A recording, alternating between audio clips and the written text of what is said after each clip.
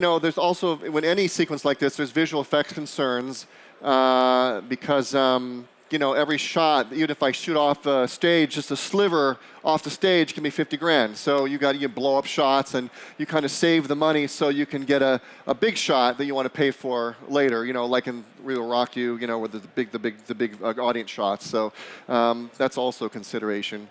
I can't really find the shot now, but the shot bus here to show you. Like this shot is actually, well, everything's a visual effect outside because we were shooting in London, had to make it look like the Midwest. But like this, the Queen bus didn't have Queen on it. That's actual visual effect. It was this band they were supporting. Because the original storyline is they were going to America to support another band. So the van in the back that they're riding in was really shitty and beaten up. But then when we changed the storyline to have them be more, this was their success, we changed the bus to say Queen, and we cleaned up the van to be more new looking. So these are the things the macro things that happen when you're making a movie. Another thing too, just watching back, sometimes when you get the actual visual effect back, or the rough of the visual effect, and you realize it's going to be a lot better than you possibly were imagining. A shot like this that used to be a third of this length, I suddenly was like, wow, I just want to hold on this forever. And so basically, I took out a bunch of cuts and just played it out for him to, basically come across the stage and sell the immensity of the stage. I'm having a hard time scrolling now. Anyway, yeah, so we should play this whole thing out, and then went to reverse just to blow the money right there.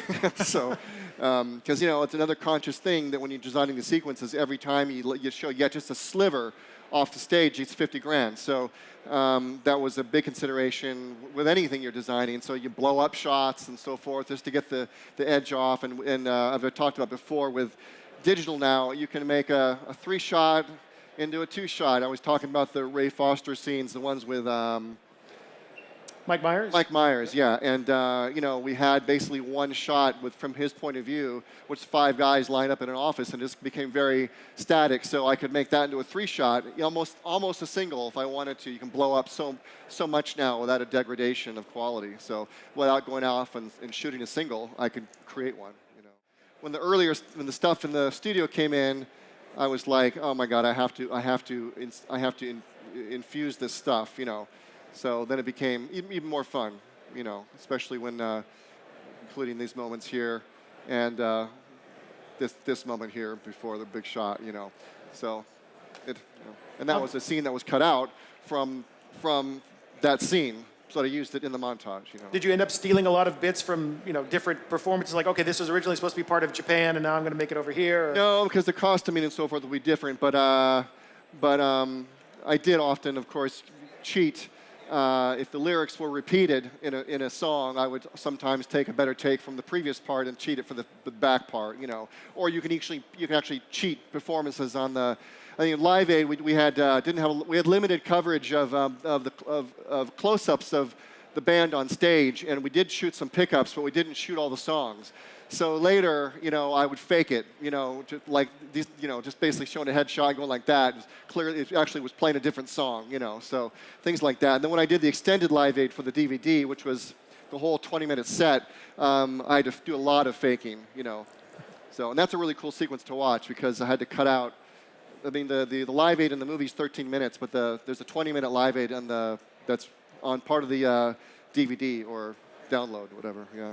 With all these story changes that take place, are there certain techniques that you use or certain methods you use to just keep organized? Or memory is a fallible thing, and you got to figure out like, okay, wait a minute, all of a sudden that bus shouldn't say that anymore, or the band concert. No, I already forgot about that. But no, I mean when you're in the throes of making a film, at least for me, I have an insane memory for that.